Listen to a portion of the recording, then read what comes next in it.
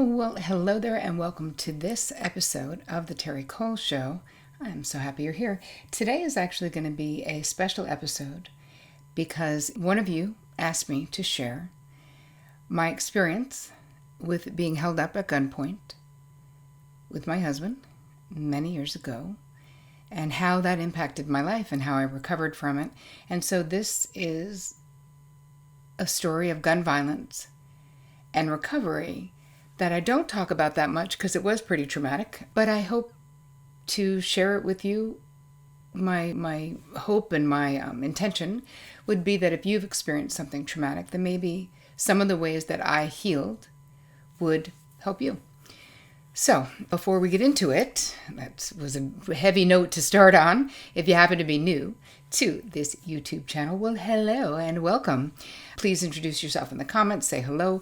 Don't forget to subscribe and hit that bell icon so that you get notified every time I roll out something new, which is every Tuesday and every Thursday. So on Tuesdays, I do new solo content for you, things that will help your life.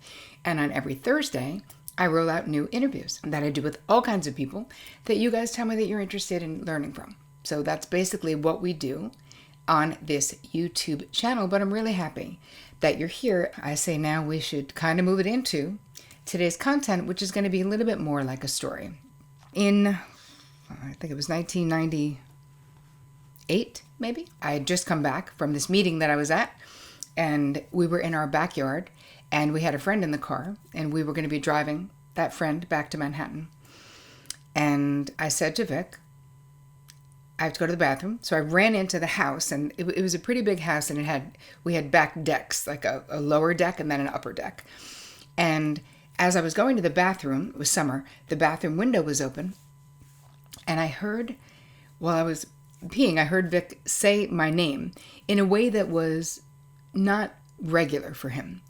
He just said my name, and keep in mind, he knew where I was. I was just going to the bathroom, and I just yelled out the window, I'm just washing my hands, I'll be right out. But it was unlike him because he's a very patient Pisces. He knew where I was. It was unlike him. Like, why would he be saying my name like that? But the way he said it kind of had the hair on the back of my neck stand up. I was like, why is he saying that? Why is he calling me like that? But anyway, I was literally, the bathroom was right by the back door. So I was coming right out. So I opened the back door, and it's really dark. And all I can see, we left the lights of the car on, and those guys were both standing outside. And there were these two light funnels that I could see, but I couldn't make sense of what I was seeing. So now I'm walking across, I'm trying to understand what I'm looking at. And it looks like it's a very big person with lots of muscles, and they have a white tank top on. And I thought maybe it was one of the boys because Vic and I were only dating. We had just gotten engaged, and the boys were teenagers. So it could have been them because they were tall, but this person was even bigger than the kids were. And then as I'm looking, I can see that they're actually kneeling, and they've got a gun.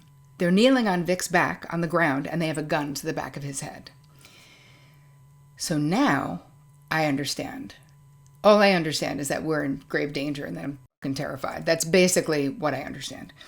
And so he says he wants what you have in your pocket.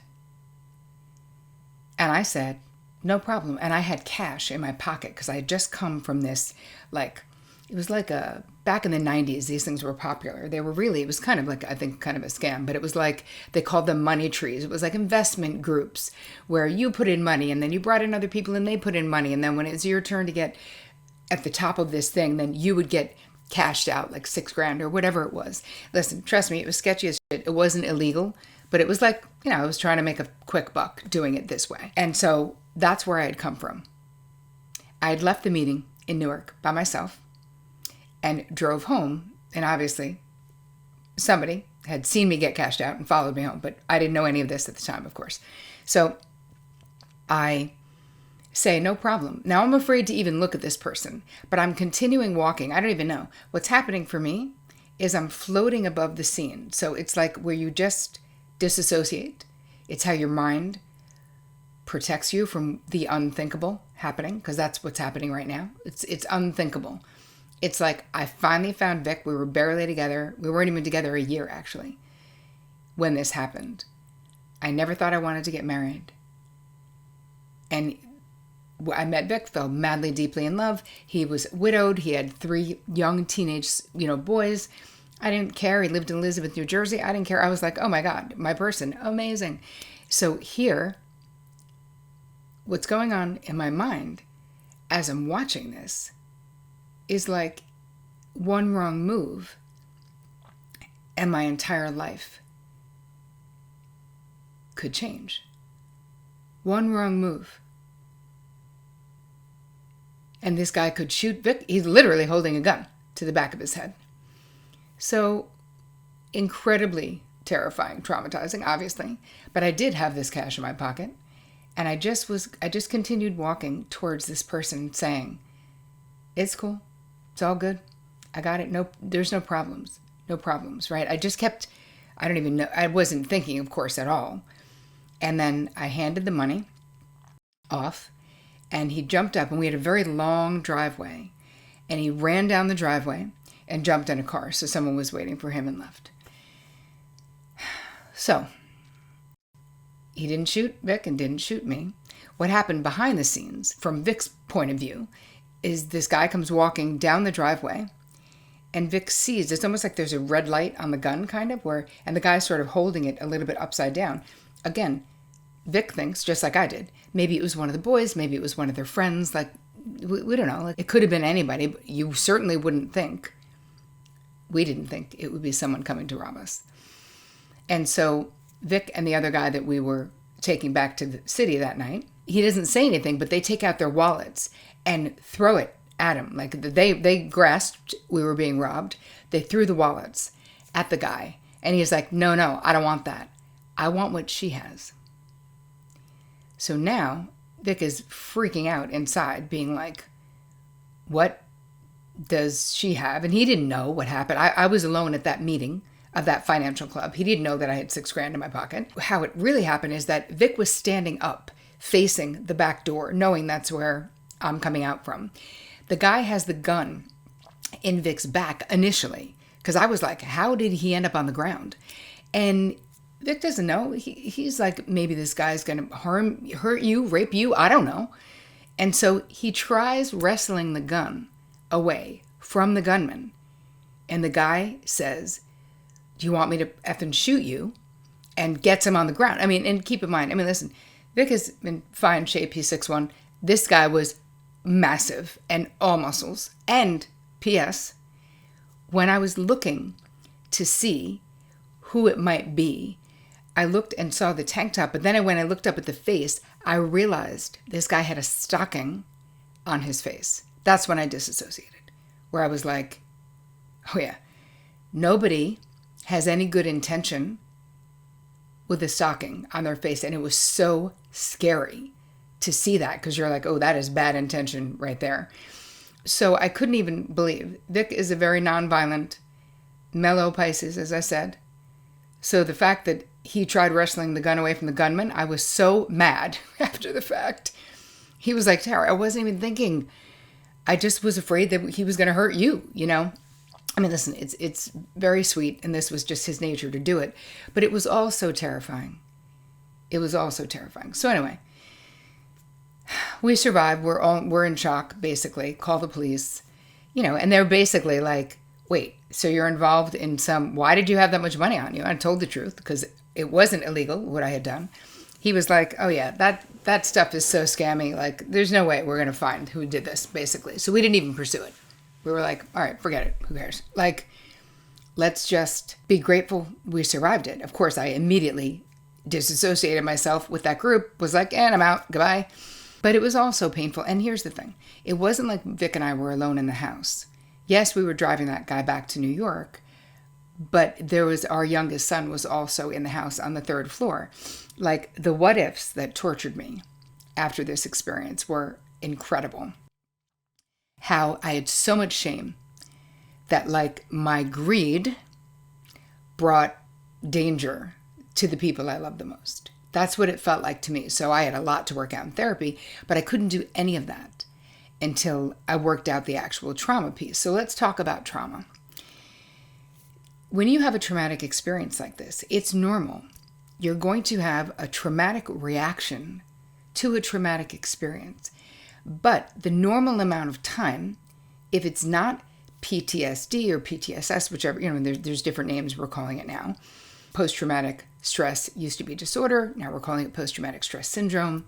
That is something where you get to the 6-month mark and you're not better, right? It's like it just stays bad. So what are the symptoms? I'll tell you the symptoms I was experiencing. First of all, I was already in therapy, so that's very helpful. The symptoms I experienced, though, after this, right? The initial gratitude you have that you lived through it and that nobody died and that, But then I had intrusive memories of it. So where I would just be being tortured by the image of this guy kneeling on Vic's back. And think about it now, it could make me cry. It was so traumatizing. It was so traumatizing in that just think of the person you love the most in the world. For me, it was so new, the relationship, I couldn't even believe it. I had already accepted, I'm not going to get married. It's not my thing. It's okay. I have a great life. I'm not even that bummed about it. I'm not going to settle for being in a relationship with someone who I'm managing, I'm controlling, I'm taking care of. I don't want it. I didn't know how to do it well. So I made a decision before Vic and I got together, that I was like, I'd rather just live my life. I have a great life. I've got many careers. I've got friends. I've got boyfriends. I don't need to get married. So then when I met Vic and fell madly in love and was like, oh my God, this every day until the end of time, yes, sign me up, please. This is definitely, he's just the best. He's just the best person I ever met in my life. And not perfect, you guys, trust me. I always say, Vic's not perfect. He just happens to be perfect for me, right? He's just perfect for me. That's it. But the fact that I kept reliving the moment of the guy kneeling and me seeing and having the realization of how everything that I'd found that I never thought I would have could be taken away in a split second. And it was just so incredibly scary, but I couldn't stop that intrusive thought. I could barely sleep at night. I never felt safe. So we had this pit bull mix named Jessie. She wasn't vicious, which was not that helpful. I felt like if somebody came into the house and I'd be like, Jessie, there's someone here. She'd be like, okay, you better go check it out. Let me know what happens. She was not that kind of dog who was going to attack someone. But I thought having her would make me feel more safe. But it kind of didn't. And then I thought that having a knife next to the bed would make me feel more safe. But it kind of didn't.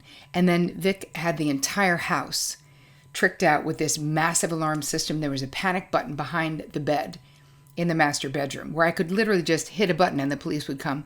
But here's the thing, you guys. None of those things made me feel safe because the fear was living in my mind. And so until I handled that, until I did what I needed to do, which was trauma work with a therapist, I did EMDR, I talked about it, I started seeing that my life was getting smaller, where I was afraid. I was afraid to be alone in my own home, which pissed me off so much. I was so mad at being afraid because I really wasn't a very fearful person before this. If anything, I would say I was pretty bold. I was almost what we would call counterphobic. If I was afraid of something, afraid of heights, then I would take up the trapeze to get over it. I really disliked the feeling of being afraid. So now that I had this fear, I was so mad and worried about Vic, right? Worried that something was going to happen that was going to instantaneously take him away from me. So these were all the things that I needed to get over, and having the terrible dreams about it, continuing to have dreams where I can't do anything about it. I see it's happening. Everything's in slow motion. It's all of the fear 101 dreams basically. But through the therapeutic process of talking about it, of not letting the trauma stay frozen in my mind and in my body, which of course it does. I also did energy work around this. It's like there was so much at the time that I started really exploring what are the ways that I can heal. But the most important was consistently talking about it and allowing myself to understand that probably 3 to 6 or 3 to 8 months, it is totally normal to have traumatic response, which is intrusive memories, interrupted sleep, having an exaggerated startle response. So, and I still, to this day, that's one thing that never sort of went back, even with all the work that I did. To this day, I still find that even though I know people are not sneaking up on me, that I get startled more easily than I did before we were held up at gunpoint. So, some things like, listen, this experience got woven into the tapestry of my life, right? So it's not that I would change it, because one of the things that came out of it, although it does make me feel emotional even now, and it's so many years later, is how grateful it made me for the life that I have. How grateful it made me that I found Vic, and now we've been together 25 years. And that was not even a year into the relationship, where he could have been stolen away from gun violence. And he wasn't. And so, I've had many things happen in my life, this being one of them. I'm also a cancer survivor, so that really does a lot to magnify gratitude, at least for me, in my experience, where I didn't want to imagine my life without Vic. But the thing is, I had to, because that happened. And so it makes the fact that I have him, and that we've built this whole life together, and that we have 7 grandbabies together now, and we've built this beautiful family, and we've built this beautiful life together that I never take for granted. Both of our health, partly because I'm a cancer survivor, partly because being held up at gunpoint makes you realize it could all go away right now. So every moment, every day, I really try to live it like it is. What if it was the last day? Would I have this petty, stupid fight? Would I be holding a grudge? Would I be going to bed mad? No, I would not. And I don't do those things, because we have power over those things. So for any of you, if you have had any traumatic, dramatic, violent experiences like I'm sharing with you today, in the guide that'll go along with this episode, I'm going to give you some resources, things that you might find helpful, books, things that I found really helpful for me that I hope will be helpful for you. I would love to know if this helped you in any way. Please let me know. You know where I am in all the places. Instagram is where I hang out the most. But thank you to the person who asked me on an Instagram Live to share this story. I hope that in sharing it, it has helped anyone, because that would really be my only reason for sharing it. So please let me know if this added any value to your life. Please go get the guide, terricole.com/guide, which will help you with your own traumatic recovery. And as always, take care of you. I love to thank you guys for all of your comments and questions and witnessing each other. Such a kind group. And I read them all, which you guys know. So I'm going to highlight one from Lollipop979. And this was under the video, How to Manage Your Reactions Without Suppressing Your Emotions. Thank you so much, Terri. The kind of person you became inspires me. I love how compassionate you are towards others and yourself. Throughout my childhood, I lived in an environment where it wasn't safe to be my true self. I felt I had to please my parents to be loved. I was so consumed with the feeling of fear, but I couldn't allow others to see how afraid I was, so I developed this coping mechanism where I would do everything in my power to please my parents. And once I did, I could allow myself to finally not care and detach. I was always confused why I felt that way until I figured it out. I realized that I did all of it out of fear of being abandoned. And now I'm in the place where it all is starting to come back to me. It still takes me an incredible amount of courage to speak my truthful thoughts without trying to hide them. Your video and book helped me to gain a new perspective on things. I'm now able to see what it is that I'm lacking, and most of it boils down to not setting proper boundaries. Thank you, Terri. Your work means a lot. Well, thank you so much, Lollipop979. I appreciate you taking the time to write a comment, and I'm sure you're not the only person who feels that way. So it really is important, and I really value you sharing. So thank you, thank you, thank you.